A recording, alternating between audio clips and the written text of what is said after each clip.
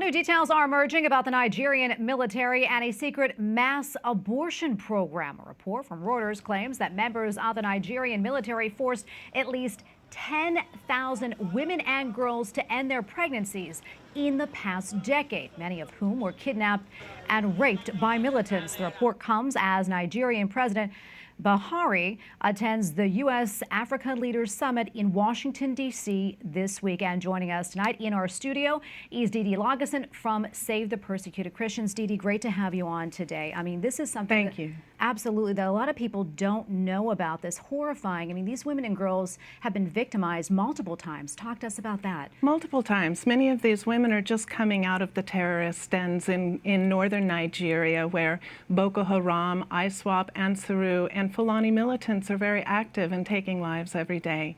So what we hear now is that the Nigerian government, which we have long said is also one of those that is harming Christians in Nigeria. Now we see, because the predominant number of captives in these taken by ISWAP would be Christian girls and women. So now we see that the Nigerian government also is a threat to these women. The Nigerian government wants to decimate the terrorists, and so they will take women who are pregnant. They'll inject them with an abortifacient, and then suddenly they find themselves unknowingly, without knowledge, without consent, having an abortion of their child. It's horrifying. It is horrifying. And then also a report out just today by Reuters. Tell us about this new report. Well, I'm thankful for Reuters' unprecedented investigative report on this. The Nigerian government, according to these reports and interviews from parents and witnesses and even soldiers who have done these dastardly deeds, they are killing children. They take the children right from the mother's arms and smother the babies in front of them. They no longer see them as human beings, but terrorists to be killed, or potential terrorists even. When their commanders give them the command to clear the insurgencies, they know what it means, is what the soldiers said in this report.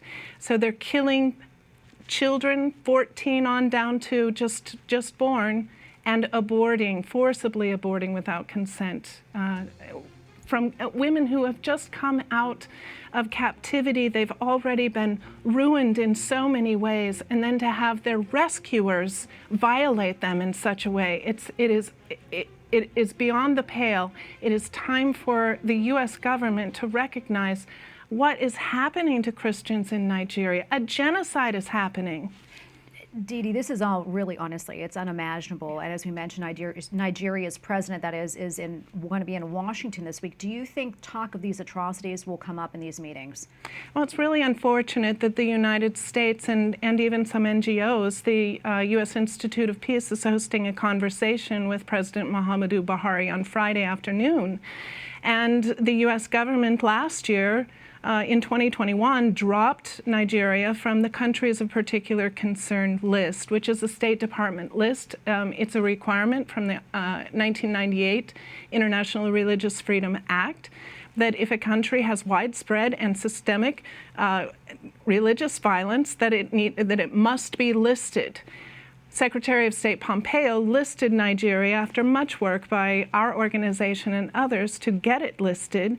And within 1 year, just before a trip to Nigeria, Secretary Antony Blinken took them off the list without showing any evidence whatsoever that things had changed in Nigeria. And in fact, they're just getting worse. Yeah, and as Owen mentioned, in his package, we heard a soundbite that over 4,000 Christians have died in the past year over in Nigeria. So it's very concerning. Why do you think they were taken off that list? I don't know. There hasn't been an explanation.